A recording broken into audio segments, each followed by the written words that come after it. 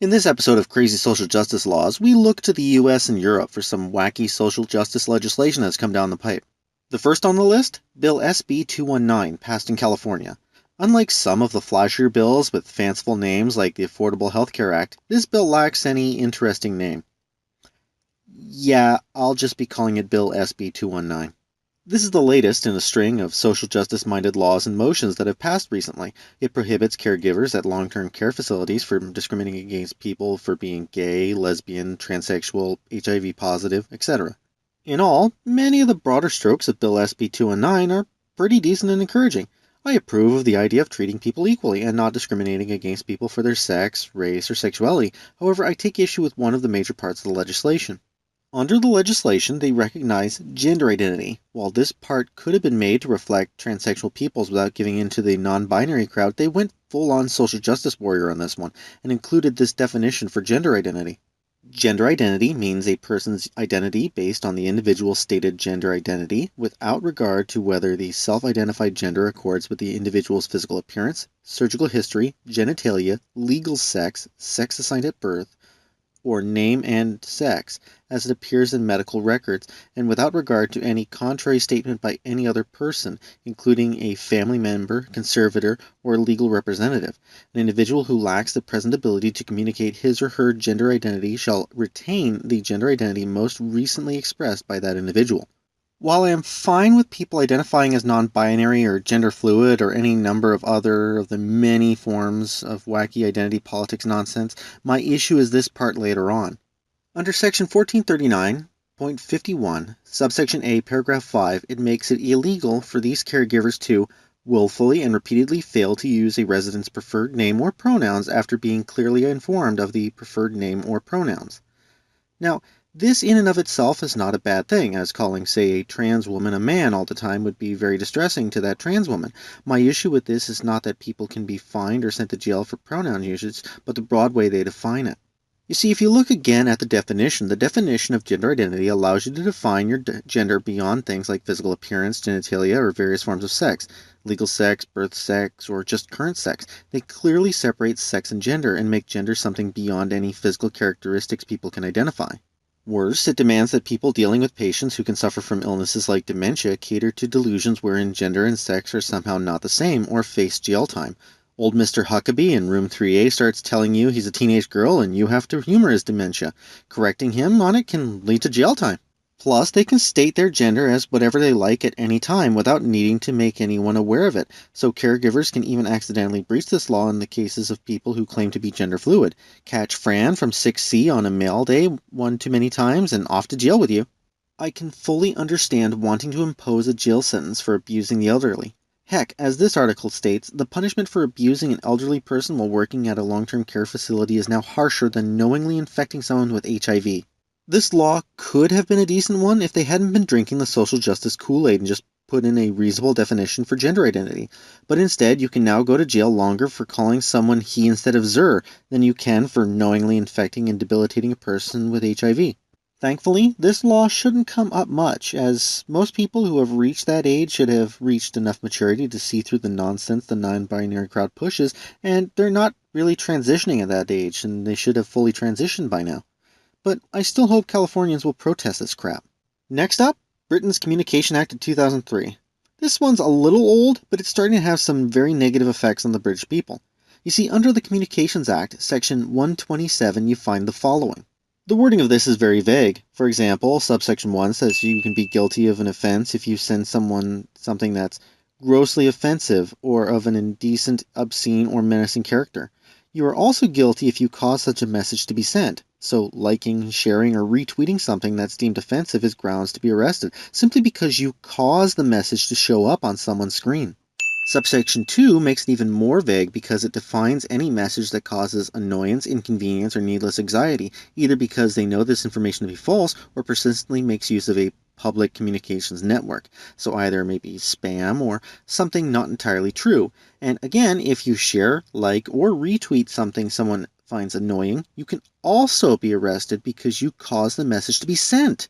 So if you message someone and call them names, even just seemingly harmless ones like stupid, you are guilty of a crime because you know they aren't stupid in all respects and you cause them annoyance. And if you retweet someone calling someone else stupid, you can also be arrested. It's that draconian. This has led to a string of arrests in the UK of people who use social media. According to both the Register and the Independent, a total of 2,500 people have been arrested over the past 5 years for sending offensive messages via social media, and this is just in the London area alone, not the UK as a whole. This whole thing just leaves me flabbergasted. I live in Canada, where we do have some limitations put on our free speech through our charter, ones I often even support to a degree, but I cannot support arresting and detaining someone because they made someone else annoyed or anxious.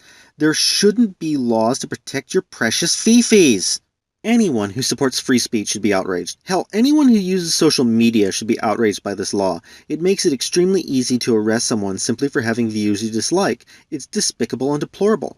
If you are a citizen of the UK and want to see this practice end, please contact your local MP. Don't just assume others will do it for you, as when you do, you can be damned sure everyone else thinks the same. Nothing will change unless concerned citizens push for change. Last but not least is the Network Enforcement Act of Germany. This law requires companies like Facebook, Twitter, and the like to police their media for German consumption, as according to German law. This means that Facebook must in swift order take down or censor any content that violates any of the laws mentioned in the German Criminal Code under the following sections.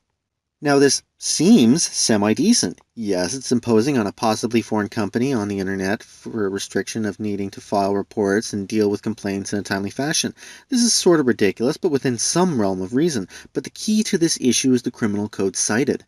Sections 86 and 86A deal with the propaganda or symbols of unconstitutional organizations. It's part of the denazification efforts of Germany to prevent people spreading Nazi propaganda. However, the terminology is somewhat vague. Groups against fascism, for example, who use a no symbol over a swastika have even been targeted by this law. If I were to say make a video on Nazis and their ideas, even if I were trying to denounce them, I would be in violation of this law. Some of the sections are sort of no-brainers, like Section 89A and 91, which deals with violent crime against the state, terrorism, for example. 81A deals with treason. 111 and 126 deal with threatening or inciting a crime, etc. Section 130 deals in incitement to hatred. While I am not supporting the idea of a hate crime, I do extremely dislike Islam and Christianity, for example. I believe my dislike of these religions to be entirely just and within the realm of reason, and am willing to explain why with rational, reasonable discourse. However, this can be construed as inciting hatred of a religious group, even if I propose hating the religion and not the people who practice it, because I can possibly cause others to hate the people. So under Sections 130, some of my videos criticizing religion can be viewed as a hate crime. This section also makes it a crime to hate national groups, which is another whole can of worms as it's listed separately from race and religion in the law, so getting pissed about North Korea launching missiles can be seen as a national hatred. As well, Section 166 deals in defamation of religion. If you defame a religion, religious peoples, or even just ideological organizations, you're in violation of German law. So if I do a video denouncing feminist frequency, yep, it's against their law. Section 131 deals with depictions of violence. Under German law, you can't show violence against humans or humanoid beings. This is why video games have to be severely censored for German consumption. Games like this would be in violation of German law.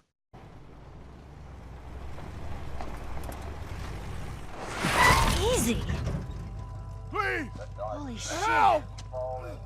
Are we gonna help him? Put your seatbelt on, Ellie. Well, what about the guy? He ain't even hurt. Alone and forsaken by fate and by man. Oh Lord, if you hear me, please take my hand. Hope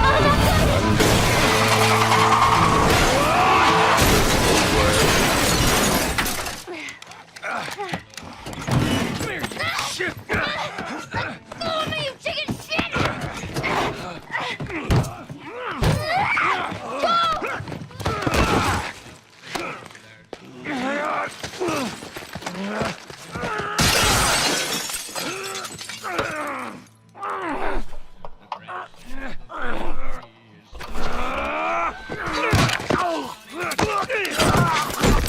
For those who haven't played Last of Us, it's an amazing game, full of cinematic suspense. I've played through it twice and still cry when I watch the ending. The link in the description is a movie of an entire playthrough of the game, so if you dislike spoilers, don't watch.